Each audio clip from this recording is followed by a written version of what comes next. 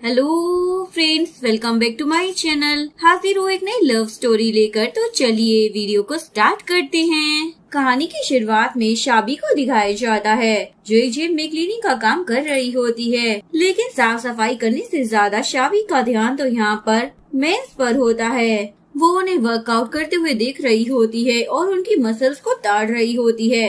तभी एक बंदा उसे अप्रोच करता है उसका हाथ मांगते हुए, लेकिन वो उसे प्रपोज नहीं कर रहा था बल्कि उसे साइड हटा रहा था ताकि वो उस मशीन पर अपनी एक्सरसाइज कर सके। इसके बाद शाबी अपने काम पर लग जाती है। इसी जिम में मीनर भी होता है जो कि अपने असिस्टेंट से कॉल पर बात कर रहा होता है। उसका असिस्टेंट उसे समझा रहा होता है एक लड़की है जिसके चेस्ट पर या फिर बैक पर एक बर्थ मार्क होगा चेरी ब्लॉसम का। वही वो लड़की है जो आपको ठीक कर सकती है। एक्चुअली में बहुत सारे लोग मीनो को झूठ बोलकर आ चुके होते हैं ताकि वो इस चक्कर में उसे लूट सके, इसीलिए मीनो ने सारे होप्स खो दिए होते हैं। उसे लग रहा होता है कि कोई भी लड़की अब उसे ठीक नहीं कर सकती है, इसीलिए वो इन सब झंझटों में अब नहीं पड़ना चाहता था। तभी वहाँ पर शाबी आती है। उसे लग रहा होता है शायद मीनू वेट लिफ्टिंग नहीं कर पा रहा है, इसलिए वो मीनू का वेट लिफ्टिंग वाला सामान उठाकर वापस रख देती है। मीनू बोलता है मैंने अभी शुरुआत की थी। वो बोलती है सॉरी और वो उसका सामान वापस करती है, जिस वजह से मीनू का तो पूरा बैलेंस ही बिगड़ जाता है और वो नीचे गिर जाता है। इस वजह से उस बेचारे के तो हाथ में भी चोट लग गई होती है। शाबी उसे सॉरी बोलते हुए उठाने लग जाती है। अभी उसका ध्यान उसकी वॉच पर जाता है। एक्चुअली में उसकी वॉच टूट चुकी होती है। मीनू का पारा तो हाई हो जाता है क्योंकि उसने ये वॉच अभी रिसेंटली ऑक्शन से खरीदी थी। तभी वहाँ पर जिम का मैनेजर भागता हुआ आता है। वो मीनू से माफी मांगने लग जाता है, जिसके बाद वो शाबी को भी डांटने लग जाता है। तुम्हें मालूम भी है इस वॉच की कीमत क्या है? इस वॉच की कीमत ना पूरे 30 बिलियन है। ये सुनकर तो शाबी हैरान हो जाती है और बोलती है इतना ज्यादा महंगा क्यों है? क्या ये दूसरी वॉचों से अलग टाइम बताता है? सुनकर मैनेजर का गुस्सा और ज्यादा बढ़ जाता है और बोलता है मैं तुम्हें यहाँ से ना फायर कर रहा हूँ। शाबी बोलती है प्लीज ऐसा मत कीजिए, मैं ना पैसे भर दूंगी। अगर आपने मुझे जॉब से निकाल दिया तो हॉस्पिटल में मेरे ग्रैंडपा हैं, मैं उनका ख्याल कैसे रखूंगी? लेकिन वो मैनेजर उस पर जरा सी भी दया नहीं दिखाता और वहाँ से चला जाता है। जिसके बाद शाबी मीनू को ही बोलने लग जाती है प्लीज तुम मुझे काम पर रख लो, नैनी की जॉब पर। मैं तुम्हारे सुबह से लेकर शाम तक ना सारे काम करूंगी। लेकिन वो उसे इग्नोर कर जाने लगता है तो वो उसके पीछे जाती है, जिस चक्कर में दोनों टकरा जाते हैं। और यहाँ पर दिखाया जाता है कि शाबी की चेस्ट पर वही चेरी ब्लॉसम वाला बर्थ मार्क होता है, लेकिन मीनू ने अभी तक वो निशान नहीं देखा होता। मीनू से पूछता है क्या तुम्हें खाना बनाना आता है? बोलती हाँ मैं ना अलग अलग टाइप के खाने बना सकती हूँ, और लंबी चौड़ी फेंकने लग जाती है। वो बोलता है ठीक है ज्यादा बोला मत करो, मुझे पसंद नहीं है, तुम मेरे साथ काम ज्वाइन कर सकती हो। शाबी तो बहुत ही ज्यादा खुश हो जाती है। इसके बाद वो उसे अपने घर पर लेकर आ जाता है। शाबी उसके इतने बड़े महल को देखकर देखती ही रह जाती है। इसके बाद उसका ध्यान बार पर जाता है। वो बोलती है क्या तुम पियक्कड़ हो? इतने सारे ड्रिंक्स यहाँ पर क्यों रखे हुए हैं? ये सुनकर तो असिस्टेंट भी हंसने लग जाता है। असिस्टेंट उसे समझाता है मैम लग्जरियस घर में बड़े लोगों के शौक होते हैं करने का, वो भी अब्रॉड से आई हुई वाइन्स। शाबी बोलती है मुझे माफ करना, मैं गांव से आई हुई हूँ ना, इसलिए मुझे कुछ पता नहीं है। इसके बाद शाबी कपड़े चेंज करने के लिए चली जाती है और मीनू फर्स्ट फ्लोर पर आ जाता है, जहाँ पर उसकी ग्रैंडमा कब से उसका इंतजार कर रही होती है। ग्रैंडमा ने यहाँ पर बहुत सारी लड़कियों को बुला कर रखा होता है जिनके चेस्ट पर वही बर्थ मार्क होता है। ग्रैंडमा बोलती है कोई भी एक लड़की चूज कर लो। मीनू जैसे ही पहली वाली लड़की के पास जाता है उसके टैटू को ही साफ कर देता है क्योंकि उसने वो टैटू मेकअप से बनाया होता है। जिसके बाद वो लड़की रोते हुए वहाँ से चली जाती है, पर दूसरी वाली लड़की कुछ ज्यादा ही कॉन्फिडेंट होती है क्योंकि उसने वाटरप्रूफ मेकअप यूज किया होता है। लेकिन मीनू भी बहुत ज्यादा स्मार्ट होता है। वो उसके ऊपर ऑयल स्प्रे कर देता है जिस वजह से वो टैटू भी वहाँ से निकल जाता है। और भी बहुत सारी लड़कियां यहाँ पर आई थी जिनमें से कुछ तो स्टिकर लगा कर आई होती हैं, इसलिए वो सभी को वार्निंग देने लग जाता है अगर तुम में से कोई भी मुझसे झूठ बोल रहा है ना तो अभी निकल जाओ। मेरे पता चलने के बाद तुम सभी को यहाँ पर 10 मिलियन पे करने पड़ेंगे। ये बात सुनकर सभी लड़कियां वहाँ से रफू चक्कर हो जाती हैं। ग्रैंडमा बोलती है तुम्हें इतना ज्यादा उन लोगों की चेकिंग करने की क्या जरूरत थी? वो बोलता है आप ही ने तो कहा है ना वही लड़की मुझे क्योर कर सकती है जिसकी चेस्ट पर बर्थ मार्क हो। लेकिन मैं आपसे पहले भी कह चुका हूँ कि ऐसी कोई लड़की एग्जिस्ट करती ही नहीं है। डॉक्टर भी मेरी इस बीमारी का इलाज नहीं कर पा रहे हैं, तो वो बर्थ मार्क वाली लड़की मेरे लिए क्या ही कर पाएगी। जिसके बाद वो वहाँ से जाने लगता है। तभी शाबी का ध्यान उस टिश्यू पर जाता है, इस पर वो बर्थ मार्क बना हुआ होता है। शाबी मन में सोच रही होती है, मैं पैसे जमा कर कर मेरे इस बर्थ मार्क को निकाल दूंगी, क्योंकि मुझे ये बर्थ मार्क बिल्कुल भी पसंद नहीं है। तभी मीनू उसे देखकर बोलने लग जाता है, मैंने तुम्हें यहाँ पर आपस में खुद से ही बात करने के लिए बुलाया है या फिर काम करने के लिए। इसके बाद वो सॉरी बोलते हुए काम करने लग जाती है। मीनू तो उसे देखकर स्माइल करने लग जाता है। ये चीज देखकर ग्रैंडमा तो हैरान ही हो जाती है और ग्रैंडमा भी उसके पीछे वहाँ से चली जाती है। इधर शाबी अपनी ग्रैंडमा को कॉल करती है, बताती है, ग्रैंडमा मैंने वो जॉब छोड़कर ना एक अच्छी जॉब ज्वाइन कर ली है, आप फिक्र मत कीजिए, मैं आपका ऑपरेशन कराऊंगी, आप ठीक हो जाएंगी, उसके बाद हम दोनों मजे से रहेंगे। कॉल कट करने के बाद वो अपनी ग्रैंडमा के बारे में सोचने लग जाती है, आखिर वो दिन कब आएगा जब उसकी ग्रैंडमा भी नॉर्मल लाइफ जी पाएगी। जिसके बाद वो फिर से अपनी क्लीनिंग का काम करना शुरू कर देती है। लेकिन तभी उसकी नजर एक ग्रैंडपा पर जाती है, जो बहुत सारा सामान अपने कंधों पर उठाकर ला रहे होते हैं। तो वो तुरंत ही भागते हुए उनके पास चली जाती है। शाबी को तो उनके लिए बहुत ही ज्यादा बुरा लग रहा होता है, क्योंकि उन्हें इतनी बड़ी उम्र में इतना ज्यादा सामान उठाना पड़ रहा था। वो बोलती, आप इतना सारा वजन क्यों उठा रही हैं? अभी तो आपकी आराम करने की उम्र है, आप ना ये सारे काम छोड़ दीजिए। एक्चुअली में ना मिस्टर मीनू बहुत ही ज्यादा बुरे पर्सन है, वो तो लड़कियों के बर्थ मार्क को पोष रहे होते हैं। अच्छा हुआ मैंने उन्हें अपने बर्थ मार्क के बारे में नहीं बताया, वरना क्या मालूम वो इंसान मेरा भी एडवांटेज ले रहा होता। ये बात सुनते ही ग्रैंडपा तो बहुत ही ज्यादा हैरान हो जाते हैं। ग्रैंडपा उसे बर्थ मार्क दिखाने के लिए बोलते हैं, लेकिन शाबी उन्हें खुद से दूर कर देती है। ग्रैंडपा बोलते, मुझे माफ करना, वो क्या है ना, मैं कुछ ज्यादा ही क्यूरियस हो गया था। वैसे तुमने ये टैटू करवाया है या पहले से ही नेचुरली है? वो बोलती है, जब मैं पैदा हुई थी ना तब से ही ये बर्थ मार्क है, और मेरे गांव वाले ने कहा था कि मेरी आगे की लाइफ बहुत ज्यादा रिच होने वाली है। ग्रैंडपा बोलते हैं, मैं यहाँ पर ना एक बहुत ही अच्छे फॉर्चून टेलर को जानता हूँ, तो मुझे अपना बर्थ डेट दे दो ताकि मैं उससे जाकर तुम्हारे आगे के भविष्य के बारे में पूछ सकूँ। शाबी तो बहुत ही ज्यादा खुश हो जाती है और जिसके बाद शाबी उन्हें अपना बर्थ डेट और चाइनीज नेम लिख कर दे देती है और ग्रैंडपा से हेल्प मांगने लग जाती है।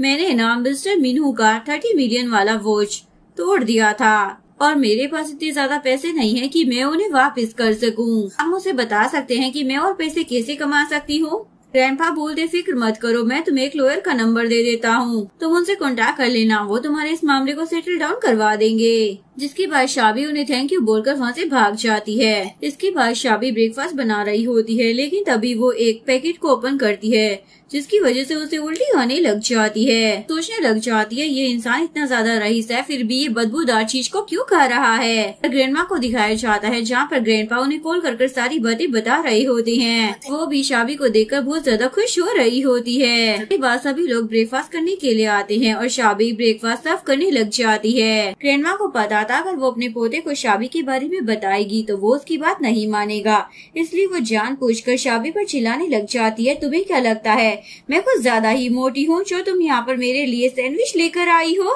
मीनू बोलता है, ग्रैंडमा मैंने ही इसे आपके लिए सैंडविच बनाने के लिए बोला था, क्योंकि ये आपके लिए हेल्दी रहेगा। ग्रैंडमा तो हैरान हो जाती है, उनका पोता शाबी की साइड ले रहा है। तो वह तुरंत ही ग्रैंडपा को टेक्स्ट कर देती है। उसके बाद उसका असिस्टेंट यहाँ पर उसके लिए अल्कोहल लेकर आ जाता है, जिसका ढक्कन खुद मीनू भी खोल नहीं पा रहा होता, लेकिन शाबी उस ढक्कन को खोल देती है। उसके बाद जैसे ही वो सैंडविच का बाइट लेता है तो उसे पता चलता है कि उसमें तो नमक बहुत ही ज्यादा है, लेकिन फिर भी वो शाबी पर नहीं चिल्लाता। उसे बड़े प्यार से बोलता है, नेक्स्ट टाइम से ध्यान रखना, इतना ज्यादा नमक मत डालना, क्योंकि ये हेल्थ के लिए बहुत ही ज्यादा हानिकारक हो सकता है। देखकर ग्रैंडमा और असिस्टेंट दोनों ही हैरान हो जाते हैं, आखिर मीनू चिल्ला क्यों नहीं रहा है। इसके बाद शाबी अपने किचन की ड्रेस को निकालती है, वो अच्छे से ड्रेस अप होकर आई होती है। मीनू तो उसे देखता ही रह जाता है। शाबी उसे बोलती है, मैं ठीक दिख रही हूँ ना, क्योंकि मुझे किसी अपॉइंटमेंट के लिए जाना है। मीनू तो उसे देखकर खांसने लग जाता है और बोलता है, हाँ तुम ठीक ही दिख रही हो। जिसके बाद शाबी वहाँ से तुरंत ही भाग जाती है।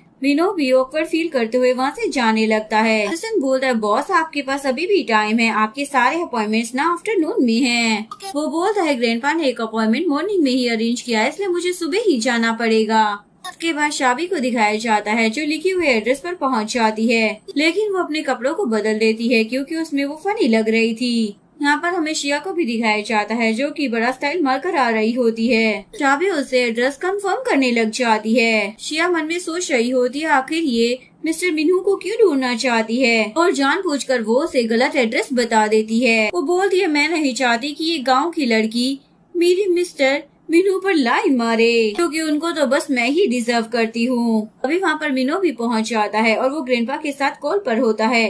ग्रैंडपा बोलते हैं देखो वो लड़की अभी तक पहुँच गई होगी, वो बहुत ही ज्यादा काइंड हार्टेड है, एक बार प्लीज तुम उससे मिल लेना। मीनू की नजर शिया पर चली जाती है। उसे लग रहा होता है शायद ग्रैंडपा ने मीटिंग के लिए भेजा है, लेकिन इससे पहले ग्रैंडपा उसे कुछ बोल पाते मीनू तो कॉल ही कट कर देता है। इसके बाद ग्रैंडपा एक नोटबुक में देख रहे होते हैं जहाँ पर फॉर्च्यून टेलर ने लिखा होता है कि शाबी और मीनू एक दूसरे के लिए एकदम परफेक्ट मैच है। ग्रैंडपा भी इस चीज को देखकर बहुत ही ज्यादा खुश हो रही होती है।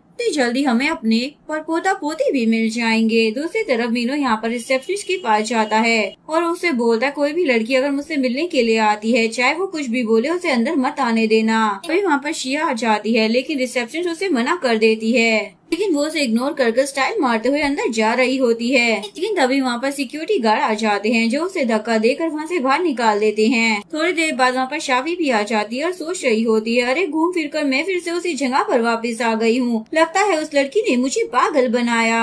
और वो भी अंदर आ जाती है लेकिन रिसेप्शनिस्ट उसे देखकर समझ जाती है और सिक्योरिटी गार्ड उसे बाहर निकाल देते हैं और बोलते हैं हमारे बॉस ने बोला है कि आज वो किसी भी लड़की से मिलना नहीं चाहते हैं। इसके बाद शाबी के दिमाग में एक आइडिया आता है, तभी उसकी नजर क्लीनिंग के सामान पर जाती है और वो बैग के एलिवेटर के थ्रू कंपनी के अंदर घुस जाती है। के अकॉर्डिंग सबसे बड़े वाले ऑफिस में शाबी को जाना था। उसके बाद वो बड़े से रूम को ढूंढते हुए आगे बढ़ने लग जाती है। यहाँ पर असिस्टेंट को दिखाया जाता है जो मीनू के लिए स्पेशल कॉफी लेकर आता है।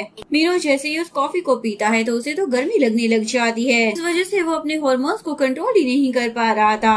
तभी शिया भी अपनी तरकीब लगाकर वहाँ पर पहुँच जाती है। शाबी उसे देख लेती है और पूछती है क्या आप यहाँ की गोल्ड मेडल लॉयर हैं? शिया तो उसे पहचान लेती है लेकिन शाबी उसे पहचान नहीं पाती। शिया बोलती है तुम यहाँ पर खड़ी होकर मुझसे बात क्यों कर रही हो? ऊपर वाले ऑफिस की अभी तक क्लीनिंग नहीं की?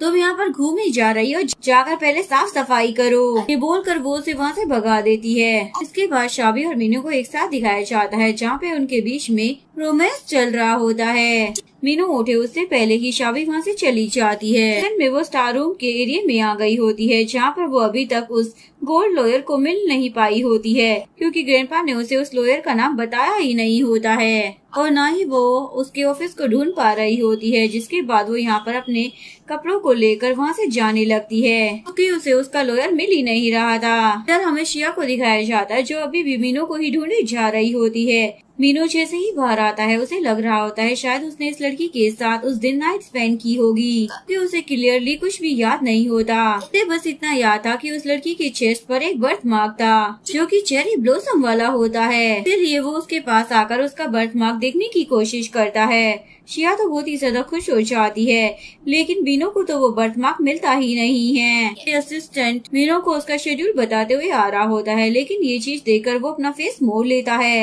मीनू भी समझ जाता है ये वो लड़की नहीं है, शायद ये कोई और ही लड़की है। इसके बाद मीनू अपने असिस्टेंट से पूछने लग जाता है आज कितनी लड़कियां यहाँ पर आई थी। असिस्टेंट बताता है एक क्लीनर भी आई थी। मीनू से बोलता ठीक है तो इस मैडम को यहाँ से बाहर का रास्ता बता दो। जिसके बाद वो वापस से बैठकर सोचने लग जाता है आखिर वो लड़की कौन थी। उसे लग रहा होता है शायद वो क्लीनर वाली लड़की ही हो। जिसके बाद असिस्टेंट सभी गार्ड्स को कॉल कर चौकन्ना कर देता है। इसके बाद गार्ड्स का हेड अपने सभी लोगों को सारी बातें बता देता है। सभी लोग यंग मास्टर की वाइफ को ढूंढना शुरू कर दीजिए। बात को सुनकर शाबी भी हैरान हो जाती है। उसके बाद वो उन गार्ड के हेड के बाजू में से निकल जाती है लेकिन फिर भी वो लोग उसे नहीं देख पाते।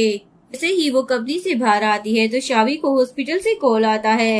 हॉस्पिटल वाले उसे बिल चुकाने के लिए बोल रहे होते हैं। शाबी बोलती है मुझे कुछ दिन दे दीजिए, मैं सारे बिल चुका दूंगी, अभी मुझे मेरी सैलरी नहीं मिली है। लेकिन वो लोग उसे वार्निंग देकर कॉल कट कर देते हैं। अभी वहाँ पर शिया आ जाती है और वो उसकी सारी बातों को सुन लेती है और उसे सुनाने लग जाती है तुम्हारी हिम्मत कैसे हो गई मेरे पर्सन को मुझसे छीनने की। अभी को समझ ही नहीं आ रहा था आखिर ये बोलना क्या चाह रही है। तभी उसे उस इंसान के साथ वन नाइट स्टैंड याद आ जाता है। समझ जाती है शायद इसे सब कुछ पता चल गया है। क्या बोलने लग जाती है, अब तुम्हारी ग्रैंडमा की लाइफ ना मेरे हाथों में है, इसलिए जैसा मैं बोलती हूँ बस वैसा ही करो। अभी वहाँ पर एक वैन आती है जिसके अंदर बहुत सारे गुंडे होते हैं। वो लोग शाबी को पकड़ लेते हैं। शाबी बोलती है, तुम क्या करना चाहती हो? मैंने कहा ना जो तुम कहोगी मैं वही करूँगी। शिया बोलती है, अपना मुँह बंद रखो, जैसा बोल रही हो ना वैसा करती जाओ, वरना ना तुम बचोगी और ना ही तुम्हारी ग्रैंडमा।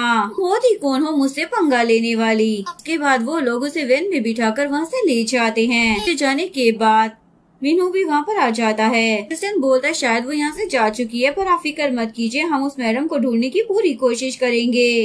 वो बोलता है ठीक है, लेकिन ध्यान रखना इस काम को करते हुए तुम्हें महीनों ना बीत जाए, मुझे तुरंत ही उसके बारे में सारी इन्फॉर्मेशन चाहिए। इधर ये गुंडे शाबी को लेकर एक गोदाम में आ जाते हैं। शिया भी आ जाती है और वो उसके ऊपर चिल्लाने लग जाती है। शाबी बोलती है, देखो तुम भी एक औरत हो, तुम्हें तो यहाँ पर मेरी प्रॉब्लम समझनी चाहिए। मैंने कुछ भी नहीं किया है, बल्कि मेरा एडवांटेज लिया गया है। बोलती है, वही तो, मैं भी एक वुमेन हूँ, इसलिए तुम्हारी चाल को अच्छे से समझती हूँ। आखिर तुम यहाँ पर करना क्या चाहती हो? लेकिन लगता है मुझे तुम्हें और तुम्हारी ग्रैंडमा को सबक सिखाना ही होगा। शाबी को याद आता है जब वो अपनी ग्रैंडमा के साथ टूटे फूटे घर में रहा करती थी और वो अपनी ग्रैंडमा की फिक्र कर रही होती है, लेकिन ग्रैंडमा भी उसकी फिक्र कर रही होती है। अगर तुम्हें बीमार पड़ जाओगी तो मेरा ध्यान कौन रखेगा? शाबी नहीं चाहती थी कि वो लोग फिर से उस दुनिया में वापस जाए। वो शिया से रिक्वेस्ट करने लग जाती है, प्लीज मेरी ग्रैंडमा के साथ कुछ भी मत करना, वो बस एक लौती है जो कि पूरी दुनिया में मेरी एक फैमिली मेंबर बची है। शिया तो उसे धक्का दे देती है और मुस्कुरा रही होती है। तुम गिड़गिड़ाते हुए कितनी ज्यादा प्यारी लग रही हो ना, और तुम तो एकदम चींटी की तरह नाजुक हो। उसके बाद वो गार्ड को ऑर्डर देती है शाबी को मारने के लिए। के बाद सभी गार्ड्स मिलकर उसकी धुलाई करने लग जाते हैं और शिया को उसके ऊपर जरा भी दया नहीं आ रही होती और वो उसके गले से जेड का पेंडेंट भी छीन लेती है जो कि शाबी की ग्रैंडमा ने उसे दिया होता है। शाबी बोलती है, मुझे मेरा पेंडेंट वापस कर दो। बोलती है, अगर ये पेंडेंट तुम्हें वापस चाहिए तो एक काम करो, तुम मेरे पैरों में गिर गिराओ, शायद मैं तुम्हें दे दूं। जैसे जैसे वो शाबी खिसकते हुए उसके आगे आ रही होती है, लेकिन शिया जानबूझकर पीछे हुई जा रही होती है। इधर मीनू अपने असिस्टेंट और सभी गार्ड्स के साथ उसी गोदाम वाली जगह पर पहुंच गया होता है। इधर शाबी को दिखाया जाता है जो अभी भी शिया से बहुत ही ज्यादा रिक्वेस्ट कर रही होती है। शिया बोलती है, लगता है ये पेंडेंट तुम्हारे लिए बहुत ही ज्यादा जरूरी है, एक काम करो, तुम 50 बारी ना नील डाउन हो जाओ, उसके बाद मैं तुम्हें दे दूंगी। जिसके बाद वो बो डाउन होने लग जाते हैं। शाबी को वो पल याद आ रहा होता है। अब उसकी ग्रैंडमा हॉस्पिटल में होती है और वो अपनी ग्रैंडमा को बता रही होती है, मुझे नई जॉब मिल गई है, बहुत ही जल्दी मैं आपको ठीक कराकर इस हॉस्पिटल से ले जाऊंगी। उसी दौरान ग्रैंडमा ने उसे पेंडेंट दिया था ताकि शाबी हमेशा सेफ रहे। प्रेजेंट में शाबी 50 बार बो डाउन कर लेती है, लेकिन शिया फिर भी उसे पेंडेंट नहीं देती। इवन वो तो उस पेंडेंट को तोड़ देती है, जिसकी वजह से शाबी यहाँ पर बहुत ही ज्यादा फ्रस्ट्रेट, इरिटेट और इमोशनल हो जाती है। वो बोलती है, मैं तुम्हें अपनी दुश्मन भी नहीं मानती, इवन मैंने तुम्हारा कभी कुछ बुरा नहीं किया, मैं तो बस अपनी ग्रैंडमा के साथ एक पीसफुल लाइफ जीना चाहती हूँ, किंतु तुम मेरे साथ पता नहीं ये सब क्यों कर रही हो। इसके बाद वो अपने गार्ड्स को इशारा करती है, जिसके बाद गार्ड्स शाबी को बहुत ही ज्यादा मारने लग जाते हैं, लेकिन इतने से भी शिया का मन नहीं भरता। वो स्टील का रोड लेकर उसे मारने के लिए आ रही होती है, लेकिन जैसे ही वो उसे मारने वाली होती है, इतने में मीनू वहाँ पर आ जाता है। शिया बोलती है, अच्छा हुआ तुम यहाँ पर आ गए, मैं तुम्हारा काम आसान कर रही थी। लड़की ना तुम्हें सेड्यूस कर तुम्हें लूटना चाहती थी, पर मैं इसे सबक सिखा रही हूँ ताकि नेक्स्ट टाइम ये तुम्हारे साथ ऐसा कभी ना कर पाए। पता नहीं ये गाँव के लोग शहर में क्यों आ जाते हैं बिना अपने स्टैंडर्ड को देखे। लेकिन मीनू उसे इग्नोर कर सीधा शाबी के पास आ जाता है। शाबी उसे बोल रही होती है, प्लीज मेरी ग्रैंडमा को बचा लो। वो बोलता है, तुम ना फिक्र मत करो, तुम्हारी ग्रैंडमा ना एकदम सेफ है, तुम बस अपना ध्यान रखो। लेकिन शाबी तो अपने होशो आवाज में ही नहीं होती। मीनू को तो बहुत ही ज्यादा गुस्सा आ जाता है और अपने गार्ड्स को बोलता है, इस लड़की के हाथों को तोड़ कर रख दो। के बाद सारे गार्ड्स उसे पकड़ लेते हैं। शिया चिल्लाने लग जाती है, लेकिन वो उसकी एक बात नहीं सुनता और वो शाबी को उठाकर वहाँ से लेकर चला जाता है। सीन में वो हॉस्पिटल में होती है, डर की मारे उसकी नींद खुलती है और सोच रही होती है, पता नहीं मेरी ग्रैंडमा सेफ होंगी या नहीं। मीनू को दिखाया जाता है जो अपने असिस्टेंट से कॉल पर बात कर रहा होता है। इवन उसके असिस्टेंट ने शाबी की मॉम के लिए नर्सिंग होम ऑर्गेनाइज कर दिया होता है। सारी इन्फॉर्मेशन मीनू शाबी को दे देता है। अभी बोलती है शुक्रिया मेरी जान बचाने के लिए और मेरी ग्रैंडमा को सेव करने के लिए। वो बोलती है मुझे ना उम्मीद नहीं थी कि तुम मेरी जान बचाने के लिए यहाँ तक आ जाओगे। नर्स आ जाती है शाबी की बैंडेज को चेंज करने के लिए, जिसके बाद शाबी अपने शर्ट के बटन खोलने लग जाती है। मीनू जल्दी से पीछे मुड़ जाता है और वो शाबी को इस हाल में देख लेता है। वो बोलता है सॉरी। वो बोलती है कोई बात नहीं, वैसे भी मैं उल्टी लेटी हुई हूँ। मीनू उसके बॉडी पर इतने सारे निशान देखकर पूछने लग जाता है इतनी चोट लगने के बावजूद भी तुम इतनी ज्यादा शांत कैसे हो। बोलती एक्चुअली मैं गांव में रहती थी ना, तो मेरे साथ ऐसी बहुत सी चीजें हो रखी हैं, मुझे इन सब की आदत है। लेकिन जैसे ही वो उसे मेडिसिन लगा रहा होता है तो शाबी को तो बहुत ही ज्यादा पेन हो रहा होता है। मीनू उसे पूछने लग जाता है तुम वहाँ पर क्या कर रही थी। शाबी उसे बताती है एक्चुअली मैं यहाँ पर किसी से मिलने के लिए आई थी जिससे मैं मिल नहीं पाई। मीनू समझ जाता है कि शाबी को आइडिया भी नहीं है कि उसने उसी के साथ नाइट स्पेंड की है। शाबी उसे पूछने लग जाती है ये बताओ तुम्हें कैसे पता कि मैं वहाँ पर थी। बोलता है मैंने ना सीसीटीवी फुटेज चेक किया था, किडनैप हो गई थी ये बात मुझे उसी से पता चली थी, इसीलिए मैं तुम्हें ढूंढते हुए वहाँ पर आ गया था। शाबी बोलती है तुमने ना आज मेरी जान बचाई है, इसलिए मैं लाइफ टाइम तुम्हारे लिए काम करने के लिए तैयार हूँ। जो भी ऑर्डर करोगे ना मैं वो सारे काम कर दूंगी। वो बोलता है ठीक है तो पहले तुम थोड़ा कम बोलना शुरू कर दो। वो बोलती है ठीक है मैं ट्राई करूंगी। इतने में वहाँ पर असिस्टेंट आ जाता है सीसीटीवी फुटेज लेकर, जिसमें उस क्लीनर का फेस दिखाया जा रहा होता है। जैसे ही वो उस लड़की का फेस देखने की कोशिश करता है तो नहीं देख पाता, क्योंकि शाबी ने वीडियो में अपना फेस कवर कर रखा होता है। इसके बाद वो अपने असिस्टेंट को वहाँ से जाने के लिए बोल देता है। तभी मीनू को ग्रैंडपा का कॉल आता है। वो उसे पूछने लग जाते कैसा रहा तुम्हारा दिन। वो बोलता है ठीक है, पता नहीं आज मुझे चेस्ट में पेन क्यों नहीं हुआ। ग्रैंडपा बोलते देखा मैंने कहा था ना अगर ये दोनों मिल जाएंगे मीनू की बीमारी ठीक हो सकती है। मीनू बोलता है अगर आप इन सारी चीजों में अभी भी यकीन करते हैं तो प्लीज इन्हें बंद कर दीजिए। शाबी पीछे से आकर उन लोगों को देख रही होती है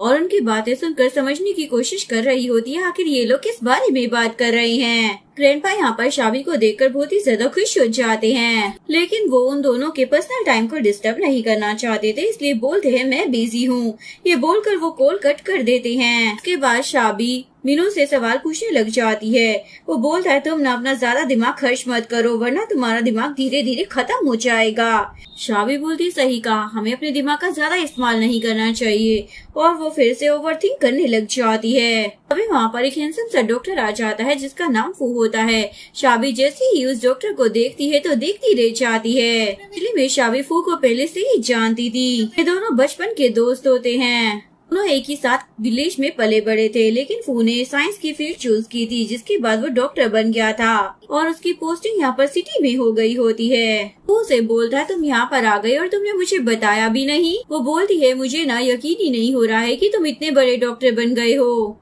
मीनू उसको फू से इंट्रोड्यूस करवाने लग जाती है। फू की पढ़ाइयों के बारे में सुनकर मीनू भी पीछे नहीं हटता। वो उसे अपने हार्वर्ड की यूनिवर्सिटी की सर्टिफिकेट के बारे में बताने लग जाता है। मैं ना तुमसे ज्यादा पढ़ा लिखा हूँ। उसके बाद जैसे ये दोनों हैंडशेक करते हैं तो दोनों के बीच में अंदर ही अंदर बैटल शुरू हो जाती है। शाबी बोलती है क्या तुम दोनों एक दूसरे को पसंद करने लग गए हो? हाथ छोड़ो एक दूसरे का।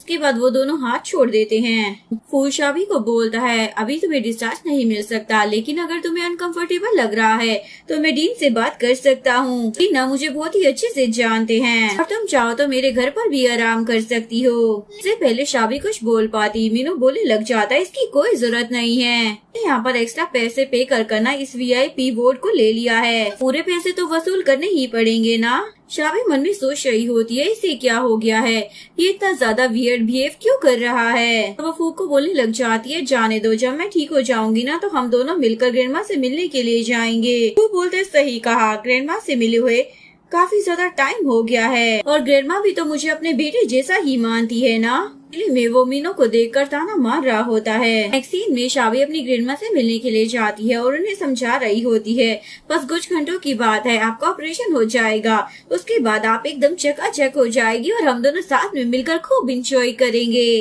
ग्रैंडमा बोलती है जिस बंदे ने मेरी सर्जरी करवाने में मदद की है उसे शुक्रिया कहना, मेरी फिक्र बिल्कुल भी मत करना, मैं बिल्कुल ठीक रहूंगी। के बाद उन्हें ऑपरेशन थिएटर के अंदर लेकर जाया जाता है।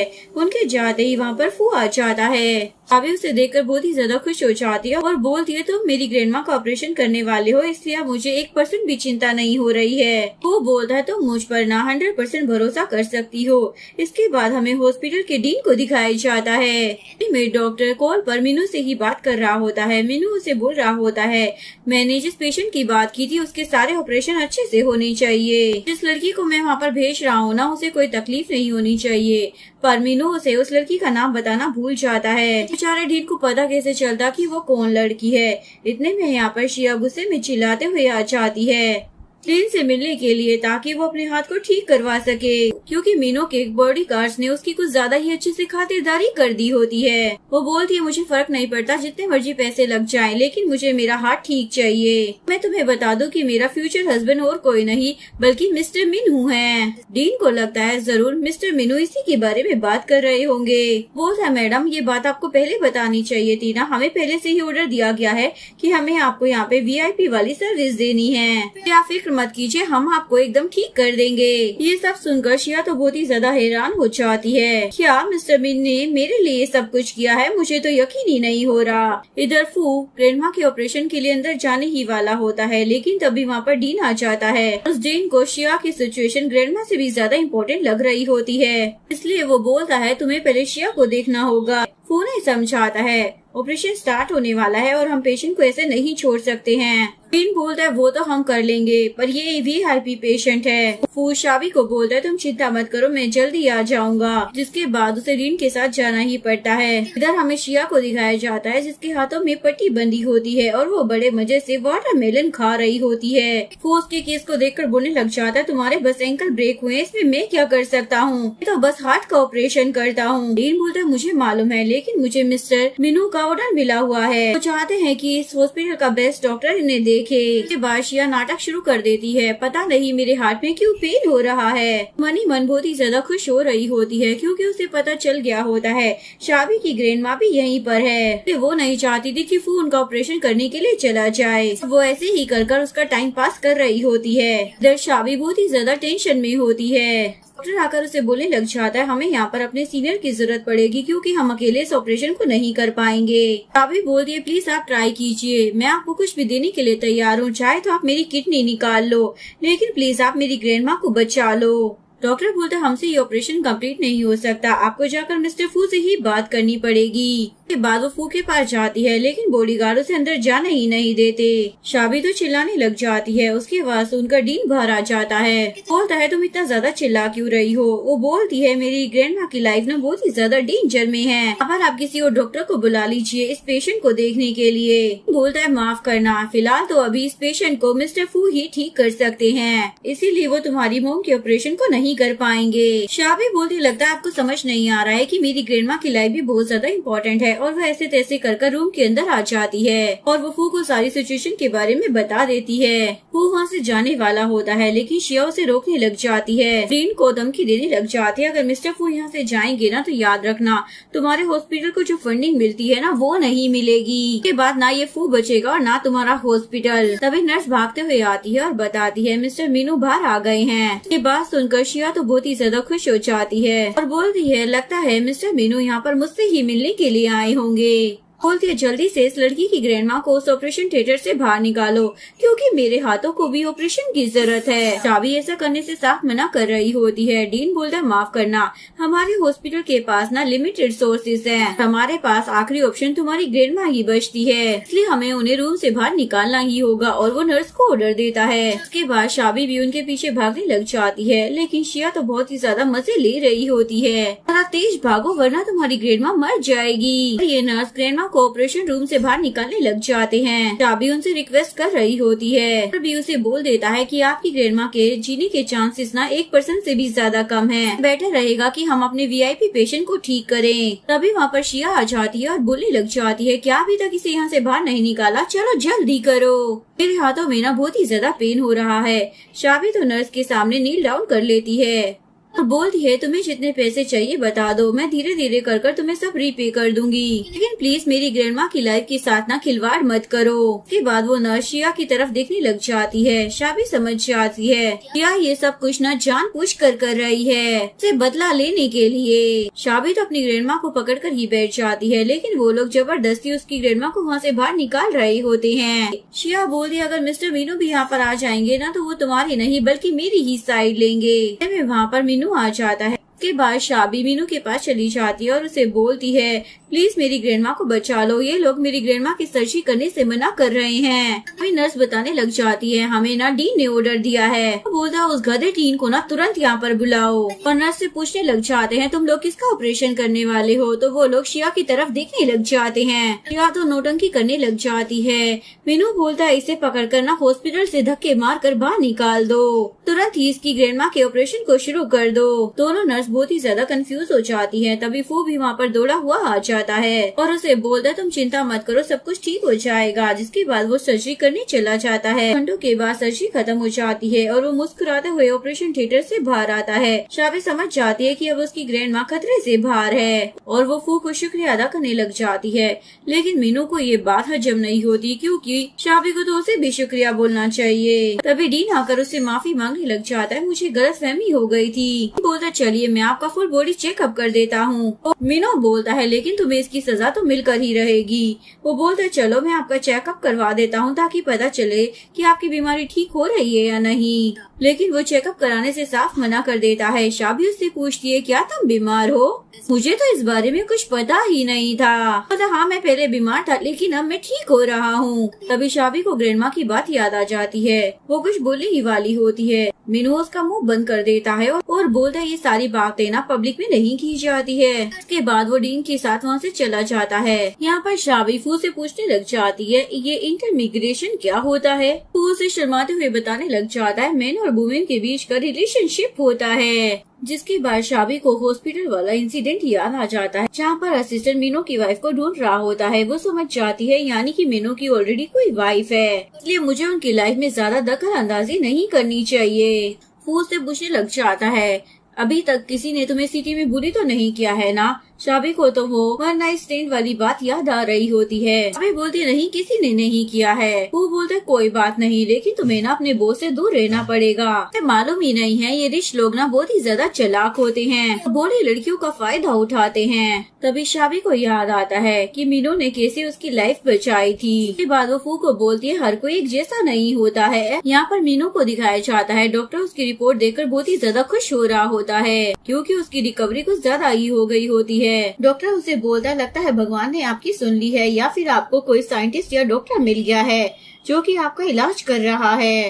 मीनू तो बहुत ही ज्यादा एम्बेरेसिंग फील कर रहा होता है। डॉक्टर बोलता है मैं आपका डॉक्टर हूँ, आपको मेरे साथ ट्रांसपेरेंसी रखते हुए सारी चीजें बतानी पड़ेगी। लगता है फ्यूचर में कोई और पेशेंट आपकी जैसी चीजों से गुजर रहा हो, आपकी मदद से हम उन लोगों को भी क्योर कर पाएंगे। मीनू उसे उस लड़की के बारे में बताने लग जाता है। उस लड़की के चेस्ट पर ना चेरी ब्लॉसम का बर्थ मार्क था। ये बात सुनकर डॉक्टर याद करने लग जाता है ऐसी लड़की तो हमारे हॉस्पिटल में भी आई थी। में नर्स आकर बताती है शाबी की ग्रैंडमा को होश आ गया है। नोडीन को जाने से पहले बोलने लग जाता है जैसे ही आपको उस लड़की के बारे में पता चलेगा तो मुझे बता देना। इसके बाद फू और मीनू एक दूसरे को धक्का मारते हुए ग्रैंडमा के रूम में आने लग जाते हैं। ग्रैंडमा अपने फ्यूचर सन इन लोग को बुला रही होती है तो फू वहाँ पर चला जाता है। ग्रैंडमा फू को बोलने लग जाती है मेरी पोती ना बोली है पर तुम अपने आप को बेवकूफ मत बनाओ, मैं तो मीनू को बुला रही थी। जिसके बाद मीनू बड़े प्यार से ग्रैंडमा के पास आ जाता है। शाबी बोलती ग्रैंडमा आप ये ऐसी बातें क्यों कर रही हैं? ग्रैंडमा बोलती है ऐसी बातें क्यों ना करो, इसने मेरी जान बचाई है। मैं बस इतना चाहती हूँ कि मीनू तुम मेरी पोती को अच्छे से ट्रीट करो। मीनू भी ग्रैंडमा को प्रॉमिस कर देता है और उसके बाद वो शाबी का हाथ पकड़ लेता है।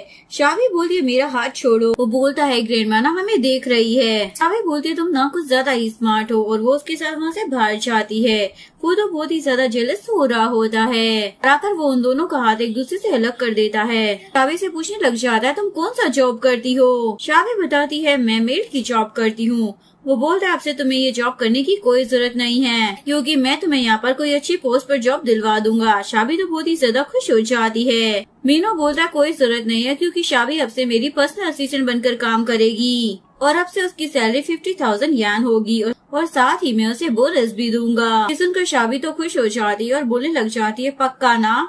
कहीं तुम जोश में आकर ये सब कुछ तो नहीं बोल रहे हो ना? वो बोलता है, हाँ, आपसे तो मेरी असिस्टेंट बनकर काम करोगी, और उसे वहाँ से लेकर जाने लगता है। यहाँ पर नर्स स्टेशन पर एक पेशेंट को लेकर जा रही होती है। स्टेशन मीनू से ही टकराने वाला होता है, जिसके बाद शाबी मीनू को ही गोद में उठा लेती है और उसे बचा लेती है। इससे शाबी कंपनी में आती है, जहाँ पर वो सभी को अपना इंट्रोडक्शन देती है। उसे बोलने लग जाती है, तुम यहाँ पर क्या कर रही हो? सभी लोग उससे पूछने लग जाते हैं, क्या तुम इसे जानती हो? डेजी बोलती है, मैं भला इसे कैसे नहीं जानूंगी, ये मेरी बहन है। इसे ना माउंटेन पर भेज दिया गया था इसकी हरकतों की वजह से। ना बिल्कुल भी पढ़ी लिखी नहीं है, गांव से आई हुई है। सबको नहीं लगता कि हम लोगों के साथ गलत हो रहा है, हम लोग इतने ज्यादा पढ़े लिखे हैं, हमारे साथ ये गवार इंसान काम करेगी। अब एक एम्प्लॉय बोलने लग जाती है, मैंने इसे सीईओ की कार से बाहर आते हुए देखा था, क्या मालूम ये सीईओ के पीछे ही पड़ी हो। शाबी सभी को समझाने लग जाती है, हम दोनों के बीच में ना ऐसा कुछ भी नहीं है, ये तो यहाँ पर सिलेक्ट किया गया है। डेजी बोलती है, अपना मुँह ना बंद रखो, सबको मालूम है कि तुम यहाँ पर कैसे आई हो। इसके बाद शाबी सभी को अपनी बात समझा रही होती है।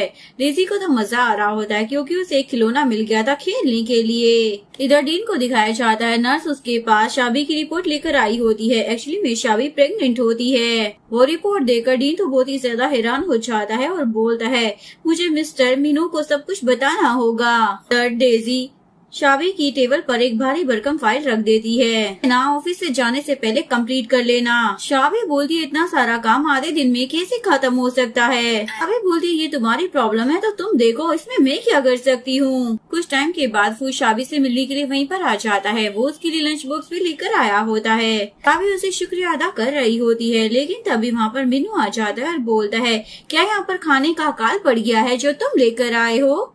शाबी बोलती है, ऐसी बात नहीं है, आपके घर पर जो खाना बनता है ना वो सचमुच बहुत ज्यादा टेस्टी होता है। मुझे गांव की सॉसेस ना बहुत ही ज्यादा पसंद है। वो बोलता है, मैं और शाबी ना बचपन से ही एक दूसरे के साथ ही रहे हैं। शाबी की पसंद और नापसंद में सब चीजों के बारे में जानता हूँ। मैं ना इसकी कुछ ज्यादा ही क्लोज हूँ। एक्चुअली में वो जानबूझकर ये सब कुछ बोल रहा होता है ताकि वो मीनू को जला सके। बोलता है, शाबी अगर तुम्हें कोई ऐसी स्पेशल चीज है जो तुम्हें खाने में पसंद है तो तुम मुझे भी बता सकती हो। कैफेटेरिया के मैनेजर को बोल दूंगा, वहाँ पर वो सारा अरेंजमेंट करवा देगा। शाबी बोलती है, मेरे लिए इतना सब कुछ करने की जरूरत नहीं है। तभी उसे वॉमिट जैसा फील हो रहा होता है, तो वो उन्हें एक्सक्यूज कर वहाँ से चली जाती है। डेजी ये सब देखकर बहुत ज्यादा चिढ़ रही होती है, मैं एक गाँव की लड़की से इस तरीके से हार नहीं सकती हूँ। इसी में मीनू के टेबल पर प्रेगनेंसी के रिपोर्ट होते हैं। उन रिपोर्ट को देखने ही वाला होता है, लेकिन तभी वहाँ पर डेजी आ जाती है, उसे मीटिंग के लिए बुला रही होती है, जिस वजह से मीनू को वहाँ से जाना पड़ता है। पीछे से डेजी उस रिपोर्ट को देख लेती है और उसे पता चल जाता है कि शाबी प्रेग्नेंट है, जिसके बाद वो अपने चमचों को जाकर ये गोसिप दे देती है। लोग बहुत ज्यादा खुश हो जाते हैं क्योंकि उन्हें शाबी को बुली करने का एक और बहाना मिल गया था। उसके बाद वो सभी लोग वॉशरूम की तरफ जाने लग जाते हैं, जहाँ पर शाबी होती है। उसकी चमचिया उसे बोलने लग जाती है, इतनी बड़ी खुशखबरी और तुमने हमें कुछ बताया ही नहीं। शाबी बोलती है, तुम क्या बोल रही हो, मुझे तो कुछ भी समझ नहीं आ रहा है। वो बोलती है, अरे तुम प्रेग्नेंट हो, ये बात तुम्हें खुद नहीं पता। शाबी बोलती है, क्या कहा, प्रेग्नेंट, वो भी मैं? और वो उसे रिपोर्ट दिखाने लग जाते हैं। इसके बाद शाबी तो बहुत ही ज्यादा टेंशन में आ जाती है। कितनी बोलती है, तुम्हारी शक्ल तो एकदम उतरी हुई लग रही है। अब सब पता चल रहा है कि तुम्हें मालूम ही नहीं है इस बच्चे का डैड कौन है। तुम्हें कैसे ही पता होगा, तुम तो हो ही ऐसी लड़की। अरे बोलती है, तुम होती कौन हो मुझे जज करने वाली? ये मेरा पर्सनल मैटर है, इसे मैं खुद ही हैंडल कर लूंगी। और वहाँ से जाने लगती है। उसकी चेलियां शाबी को रोक लेती है। हम यहाँ पर तुम्हें खुशखबरी देने आए थे, तो इतनी आसानी से तुम्हें यहाँ से कैसे जाने दे सकते हैं? मीनू स्टाफ से शाबी के बारे में पूछ रहा होता है। स्टाफ मेंबर बताती है, शाबी को ठीक नहीं लग रहा था इसलिए वो वॉशरूम में गई थी। के बाद वो वॉशरूम के बाहर जाकर इंतजार करने लग जाता है। जसन बोलता है, बॉस अगर आपको फिक्र हो रही है तो आप अंदर जाकर पूछ लीजिए ना, कब तक ऐसे ही बाहर उनका इंतजार करते रहेंगे। वो बोलता है, मैं ना बहुत ही ज्यादा रिस्पॉन्सिबल पर्सन हूँ, इसलिए मुझे मेरे स्टाफ का ध्यान रखना ही होगा। इधर डेजी अपनी चमचियों को शाबी को पकड़ने के लिए बोल देती है। शाबी बोलती है, मिस्टर मीनू ना तुम्हें बिल्कुल नहीं छोड़ेंगे। तो वो अपनी चमचियों को शाबी का मुंह बंद करने के लिए बोलती है और बोलती है, तुम्हें क्या लगता है मिस्टर मीनू आकर यहाँ पर तुम्हारी मदद करेंगे तो सपने में भी पॉसिबल नहीं है। और एक बार उन्हें पता चल गया ना कि तुम प्रेग्नेंट हो तो भूल जाना उन्हें, क्योंकि वो तुम्हें देखने वाले भी नहीं। के बाद ये लोग उसे बहुत ही ज्यादा मारने लग जाते हैं। तभी डेज़ी उसकी चेस्ट पर वो बर्थ मार्क देख लेती है और बोलती है, तुम्हारी इतनी हिम्मत, तुमने मिस्टर मीनू को सेड्यूस करने की कोशिश की इस बर्थ मार्क का इस्तेमाल कर। इसके बाद वो उसके बर्थ मार्क पर कट मारने वाली होती है, लेकिन शाबी उसे दांत से काट लेती है। इसके बाद डेज़ी उसे डंडे से मारने वाली होती है, लेकिन तभी मीनू अंदर आ जाता है और सभी को रोककर तुरंत ही शाबी के पास आ जाता है। डेज़ी सारा ब्लेम शाबी के ऊपर ही डालने लग जाती है, लेकिन मीनू शाबी को लेकर तुरंत हॉस्पिटल में आ जाता है और उसे बोलने लग जाती है, आपको इनका ध्यान रखना चाहिए था, ये प्रेग्नेंट है। ये सुनकर मीनू तो बहुत ही ज्यादा हैरान हो जाता है, क्योंकि उसे शाबी की प्रेगनेंसी के बारे में कुछ पता ही नहीं था। फू शाबी से उसकी प्रेगनेंसी के बारे में पूछ रहा होता है। शाबी बोलती है, मुझे ये बात पहले से ही पता है। फू उससे उसके बच्चे के डेड के बारे में पूछने लग जाता है। वो बोलती है, मुझे इस बारे में नहीं पता, वो ना बस मेरी एक गलती थी। तभी वहाँ पर मीनू भी आ जाता है। वो उसे प्रॉमिस करता है, मैं हूँ ना तुम्हारे साथ, मैं इस बच्चे का एक अच्छा फादर बनकर रहूंगा, तुम दोनों का ख्याल रखूंगा। ये सुनकर मीनू को लगता है शायद शाबी के बच्चे का डैड फू ही है। के बाद वो वहाँ से चला जाता है। नेक्स्ट सीन में असिस्टेंट डेज़ी और उसके चमचों को पकड़कर मीनू के पास लेकर आ जाता है। डेज़ी उसे माफी मांग रही होती है, लेकिन मीनू अपने गार्ड्स को ऑर्डर देता है, ध्यान रखना कि ये लोग बिस्तर से उठ ही ना पाए। के बाद वो अपने केबिन में होता है। तभी उसे डीन का कॉल आ जाता है। वो उसे बताता है, मुझे वो बर्थ मार्क वाली लड़की ना मिल गई है, मेरे हॉस्पिटल में ही एडमिट है और इंजर्ड है, आप जल्दी से आ जाइए, मैं आपको उससे मिलवा देता हूँ। के बाद वो हॉस्पिटल में जाने के लिए निकल जाता है। इधर शाबी को दिखाया जाता है। फू उसे घुमाने के लिए नीचे लेकर आया होता है। उससे पूछने लग जाता है, मैं तुमसे जानना चाहता हूँ, तुमने इस बेबी को लेकर क्या डिसाइड किया है? तुम इस बच्चे को अबॉर्ट कराओगी तो हो सकता है फ्यूचर में तुम्हें बहुत सारी मुश्किलें झेलनी पड़े बेबी के लिए। शाबी बोलती है, मैं इस बच्चे को रखने वाली हूँ, भले ही मैंने बहुत मुश्किलों वाली लाइफ जी है, लेकिन मैं इसे अच्छी लाइफ दूंगी। शायद ये बेबी गॉड ने ना मुझे गिफ्ट दिया है। तभी उसे मीनू का ख्याल आने लग जाता है। वो अपने आप को समझाती है, अब मैं किसी और के बच्चे से प्रेग्नेंट हूँ, इसलिए मुझे मीनू के बारे में नहीं सोचना चाहिए। फू से पूछता है, तो तुमने आगे क्या प्लान किया है, क्या करोगी? वो बोलती है, अब मैं प्रेग्नेंट हूँ तो इसलिए मैं मिस्टर मीनू के साथ तो काम नहीं कर सकती, मैं वापस गांव जाकर अपनी पीसफुल लाइफ जीना चाहती हूँ। तो उसके इस डिसीजन को सुनकर बहुत ही ज्यादा खुश हो जाता है, लेकिन डेज़ी को तो आग लग रही होती है कि जिस इंसान ने उसकी लाइफ को खराब किया है वो इंसान को खुश नहीं देख सकती थी। इसके बाद जैसे ही शाबी डिस्चार्ज होती है, वो तुरंत ही मीनू के पास आ जाती है। बोलता है, लगता है तुम एकदम ठीक हो चुकी हो। वो बोलती है, हाँ, मुझे ना तुमसे एक इम्पोर्टेंट बात करनी है। वो उसे अपनी प्रेगनेंसी के बारे में बताते हुए बोलने लग जाती है, अब से मैं अपनी आगे की जिंदगी इस बेबी के साथ गुजारना चाहती हूँ, इसलिए मैं अपने गांव वापस जा रही हूँ। तो बोलता है, कोई बात नहीं, मैं तुम्हारे लिए एक चेक साइन कर देता हूँ ताकि तुम्हें कोई दिक्कत ना आए। अभी मना कर देती है, ऑलरेडी तुम मेरे लिए बहुत कुछ कर चुके हो, यहाँ तक कि मेरी ग्रैंडमा की सर्जरी के पैसे भी तुमने ही दिए थे। ये बोलकर शाबी वहाँ से चली जाती है, जिसके बाद वो अपने असिस्टेंट को कॉल करता है और प्रोजेक्ट की लोकेशन चेंज कर शाबी के गांव में प्रोजेक्ट शिफ्ट कर देता है ताकि प्रेगनेंसी के टाइम पर वो उसका ध्यान रख सके। इसके बाद डेज़ी भी गांव में पहुंच जाती है और पूरे गांव में खबर फैला देती है कि शाबी प्रेग्नेंट है और उसे पता भी नहीं है कि उस बच्ची का डैड कौन है। इसी वजह से शाबी सभी लोगों की नजरों में गिर जाती है। जैसे शाबी गाँव में आती है तो वो लोग उसे वहाँ से भगाने लग जाते हैं, तुम जैसी लड़की यहाँ पर नहीं रह सकती है। शाबी बोलती है, मैं प्रेग्नेंट हूँ, कम से कम ये तो सोचो इस टाइम पर मैं कहाँ जाऊंगी। इन गाँव वालों को तो कोई फर्क ही नहीं पड़ रहा था, तो बड़े मजे ले रही होती है। लेकिन तभी वहाँ पर मीनू के ग्रैंडपा और ग्रैंडमा आ जाते हैं। ही गांव वालों को रोकने लग जाते हैं, पर गांव वाले तो उल्टे उन लोगों पर ही चिल्लाने लग जाते हैं। ग्रैंडमा बोलती है, एक तो तुम पढ़े लिखे नहीं हो, लगता है दिमाग भी नहीं है, तुम्हें मालूम है शाबी कितने अच्छे परिवार से बिलोंग करती है, लेकिन गाँव वाले तो गुस्से में रोड उठा लेते हैं, वो शाबी को मारने ही वाले होते हैं। इधर मीनू को दिखाया जाता है, उसे लग रहा होता है कि कुछ गड़बड़ हो रही है, इसलिए वो असिस्टेंट से कॉल कर पूछने लग जाता है। इधर फू आ जाता है और उस विलेज वाली औरत पर चिल्लाने लग जाता है। ये तो पुलिस के नाम से डर जाती है, माफी मांगने लग जाती है, मैं आगे से ऐसा कोई काम नहीं करूंगी। लेकिन तभी ग्रैंडपा को दिखाया जाता है, उनकी कमर ना पूरी तरीके से अकड़ गई होती है, बेचारे हिल भी नहीं पा रहे होते।